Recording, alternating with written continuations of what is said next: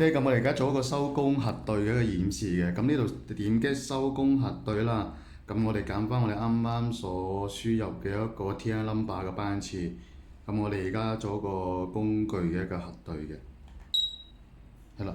咁我哋啱啱輸入咗係 scan 咗係有8個工具啦。咁我哋而家係 scan 咗7個工具嘅。咁可能你遺漏咗啦。咁我哋可以 scan 多幾次嘅。scan 多幾次咧，咁8個工具咧都齊晒嘅。係啦，咁我哋就影張相，咁就好似影張相咧就翻就去啦，咁就收工發送嘅。